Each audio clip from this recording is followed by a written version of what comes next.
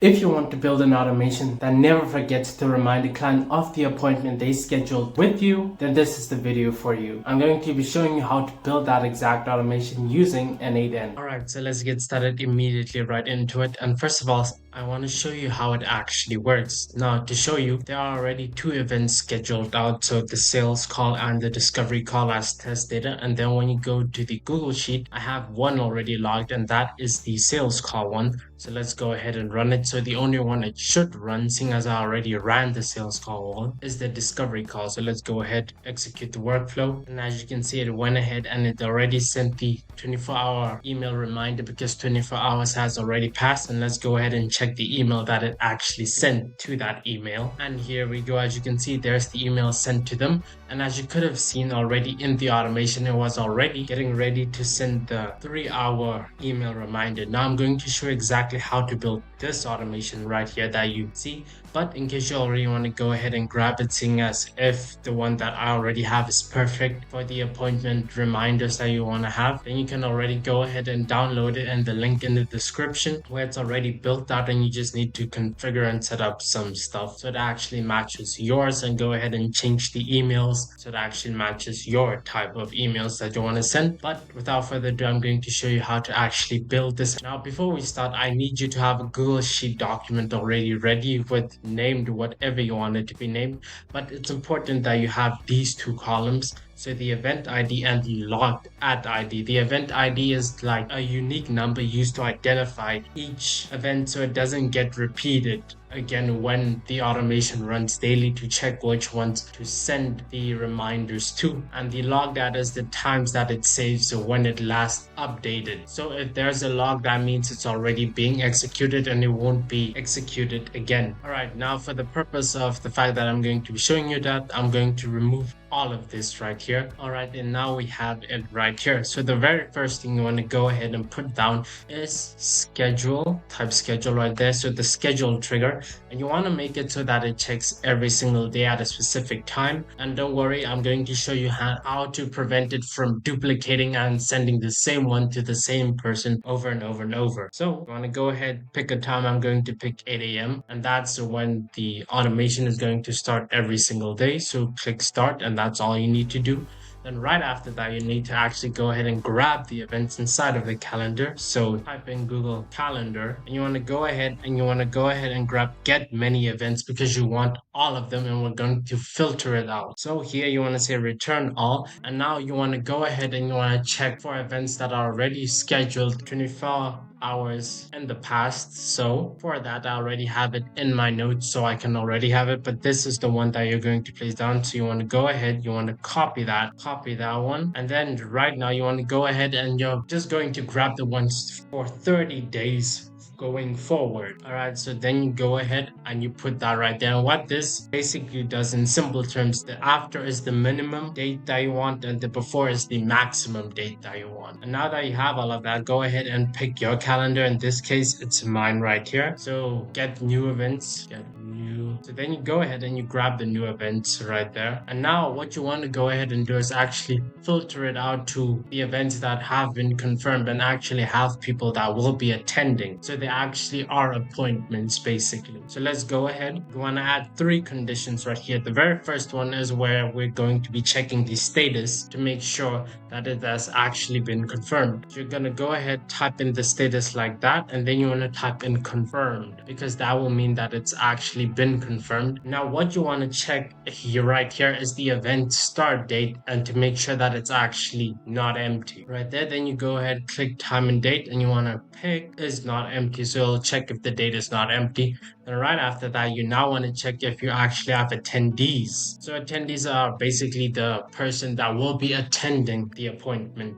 And right here, you want to go ahead here where it says array, and you want to check for is not empty, because it'll also add you as an attendee, seeing as you're the organizer and the person that created it. But that's all you need to do for the filter. Now, right after that, you want to go ahead, type in Google Sheets. And right here, what we will be doing is grabbing all of the information of the appointment reminders that are already running so that we don't duplicate and send it to the same person already again. So you're going to go ahead, and now you want to go ahead and click Get Rows in Sheet right here. And then you want to pick the document name name whatever you named that. So appointment remind log, and then sheet right here, and that will be 1. So check rows right here. All right, so check sheet rows right there. And now that we actually have it, you don't have to do anything other than that. So now you want to go ahead and now you want to type in code, because here's where we'll be adding the code. So code, and don't even worry about it. I'll show you the entire code. You can just go ahead and rewrite it for yourself. So code in JavaScript, and this is going to be the one that actually handles the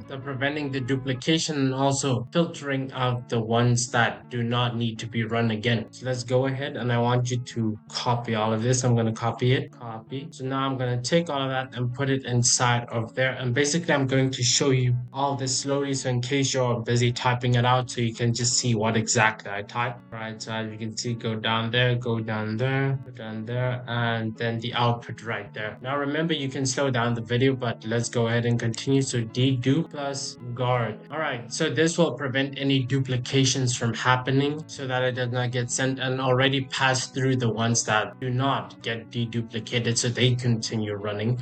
So let's go ahead, and now right after all of that, you want to type in if, because now there is a statement where if it has already been logged inside of here, then it will return the value of true, and if it has not already been run, then it will return the value of false. And you only want it to run if it's false, because that means there's no appointment automation going in for that specific email yet. Let's go ahead, I'm going to show you. Then you want to come over here and you're going to grab the JSON skip right there, so put that right in there. So you want to specifically come over here and you want to pick the boolean, and you want to make sure that it is equal to false, and you leave it right there. So now that you've done all of that, I want you to go ahead here where it says true, and you want to go ahead and actually save the data, so Google Sheets, and then you want to pick append row in sheet. So you want to add it to the Google Sheet right there, so that it's a reminder that it has already been logged, so when it runs again the next day, so it doesn't get repeated. So right there, then the sheet name 1, so you have the color right here, and then right here you're going to here at the event ID, you're going to go ahead and copy and paste that, so type out that if you're typing it, and then the logged out, you're going to go ahead and you're going to copy that, and that's basically taking today's date and saving it right there for when you actually did it. So right after you've done all of that, the false one you can just leave as it is, because you're not going to be doing anything with it. Now you want to go ahead and type in another code, and with this code will actually be calculating the dates, so when it will be 24 hours from the actual appointment, when it'll be 1 hour, when it will be 3 hours from the appointment, when it will be 2 hours, and so forth. So code in JavaScript. Now type calculate times right here, and I'm just gonna go ahead and copy all of this, seeing as I already have it, so just copy and paste it right there. So now I'm going to slowly go down the code so you can actually see it. And what this basically is just an array of reminders, basically just a list of reminders for when it is 24 hours from the appointment, 12 hours from the appointment, 3 hours, 1 hour, 30 minutes, and 5 minutes from the appointment. But let's go ahead and first run the automation to check whether it will do something. Get the new appointments. And now, as you can see, it didn't quite continue like I wanted it to continue down the road. So what we're going to do about that is we're going to actually go here to settings and then always output data. So let's go ahead and then execute the workflow. All right, so I quickly figured out how to actually get it to work, even though at first there will be nothing inside of the Google Sheet. So for that, I want you to see the updated dedupe and guardrail to handle if there's nothing in at first. So right here, let's go ahead, and this is the updated code right here. So there you go, filters items, and that's the whole code. So you can see at the very top is where it actually goes ahead and it first filters to see if there's any, and that's the whole updated code right there for you to quickly see, and also the change down beneath as well. So now that we have all of this, I'm going to show you now. So let's go ahead and execute and run it again first, and now you will see when you go ahead, execute it, check, and then it goes ahead and it actually logs the event ID with the dates when it was one, and then it goes ahead and calculates manage all of the times right there. So boom, as you can see right there, it has been logged. So let's go back to the automation, and right here it also calculated all of the 24 hours to 12 hours before the appointment and so forth. So what you're going to be doing is quite simple actually. Now you're just gonna keep adding wait nodes. So wait right here, and you want to click the wait, and now here where it says resume, you want to click at specific time, so you can go ahead and pick the first send time. So click that and drag it all the way over there, so that's 24 hours before everything, and go ahead and change the name as well so you can actually keep track of that better. So wait hours, and then right after the wait of 24 hours, you want to go ahead, type in Gmail, and then you want to go ahead and click send a message, and now you want to go ahead and drag the 2 here. So go to calculate all times, go ahead where it says client email here. So you'll see here the client name, it says unknown because I forgot something very important. So what I actually forgot is when you go inside of here in the Google Calendar where you created the event, what you need to add in the description right here is type client name. So it actually adds the client name, and then you want to go ahead and type in the client's name. So that's the client name, and then save it right there. All right, so now that we actually went ahead and inside of the description we added the client name so that we actually address the person correctly. Now let's go ahead and just for the sake of this right now, we're just gonna execute the previous wait right here. So click the wait. Now what I want you to do is first go ahead and empty out that, otherwise it's not going to run, but execute the step. And now as you can see, all right, but let's go ahead and execute the workflow. So it goes ahead, grabs everything, dedupe,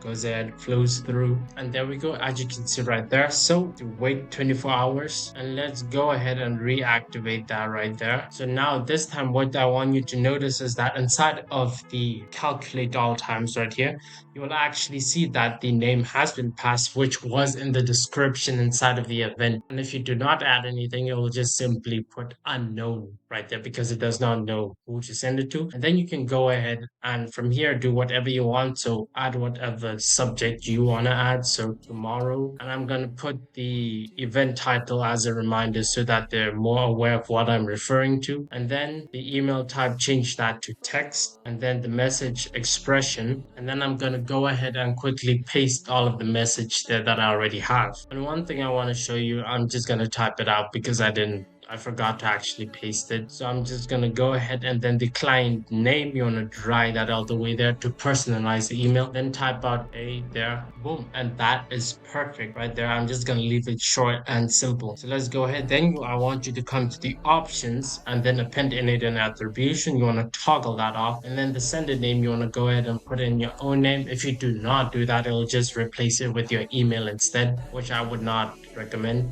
Email 24 hours, so it's easier to remember that that's the 24 hours email. So now you're just going to rinse and repeat that until you eventually come to the end point 1. So let's go ahead and do that. So I'm just going to go ahead, copy that, paste, and then paste, and then paste, and then paste again. And now we're just going to come over here, drag that and copy it, and then inside of here we're obviously going to go ahead and change the name. So this one will be waiting the reminder of 12 hours. And the time here, we're going to go ahead to the calculate right here, and you're going to get the second one right there. So grab the second one, and then you're going to write whatever email you want to write here for email of the 12 hours, and you're going to write whatever subject you want to do right there, and then email type text. Once again, message, whatever message you want to put right there, you're going to write it in there. Make sure the append innate and attribution is toggled off and the sender name is set to your own name. So you're just going to do that, and then we come inside of here, and now we're going to set the 3-hour marker one, so it waits for 3 hours before sending next email. So we're going to go ahead and now back to calculate all times. This time we're just going to put 2,